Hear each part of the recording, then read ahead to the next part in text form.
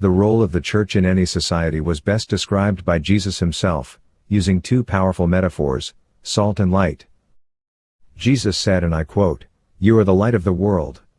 A town built on a hill cannot be hidden. Neither do people light a lamp and put it under a bowl. Instead they put it on its stand, and it gives light to everyone in the house. In the same way, let your light shine before others, that they may see your good deeds and glorify your Father in heaven." Let's be clear, prayer is the first priority of the church. The key to standing is found on our knees. It is in the prayer closet that we see the light. This is where we encounter the God who shakes the heavens and the earth. Jacob, in fear and on the run from his brother Esau, camped out on the desert floor for the night, laid his head down in fear and frustration, only to awake crying, "Surely God is in this place."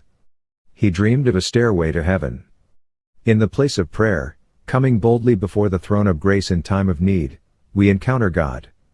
We see the light, and rise to walk in newness of life. Yet as the church, called to be salt and light, we cannot isolate light to the prayer closet, to the quiet time, or even to the weekend mission trip to a needy community. The ecclesia cannot see itself as an entity that operates in some sort of private sanctuary amidst a corrupt world. It must be a public beacon, not a private candle. Someone once said it is better to light a candle than curse the darkness. We do this by demonstration and proclamation.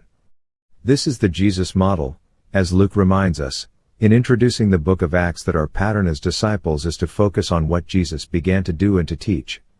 Acts 1:1, this is the role of the church in culture, to demonstrate and proclaim the values of the King and his kingdom. While there are those who believe that church has no business engaging the fallen culture in any way that might offend those locked into that culture, I would remind them that such a mindset runs counter to the scripture narrative.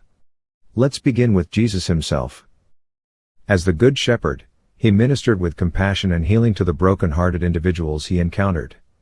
His reputation as a do-gooder spread far and wide. But he didn't stop there. He spoke truth to power, denouncing the hypocrisy of the scribes and Pharisees, Herod and others. On one occasion, he drove out the money changers and toppled tables to demonstrate his displeasure. Question: was it the good deeds that drove the people to crucify him, or the words he spoke? Answer: the words he spoke. Our culture will never decry us for doing good, so long as we leave it there. If our religion is tamed and domesticated to fit the culture around us, we will be tolerated and left unpersecuted. But should we speak truth to power, a battle will ensue. Jesus said, "Blessed are those who are persecuted because of righteousness, for theirs is the kingdom of heaven. Blessed are you when people insult you, persecute you, and falsely say all kinds of evil against you because of me.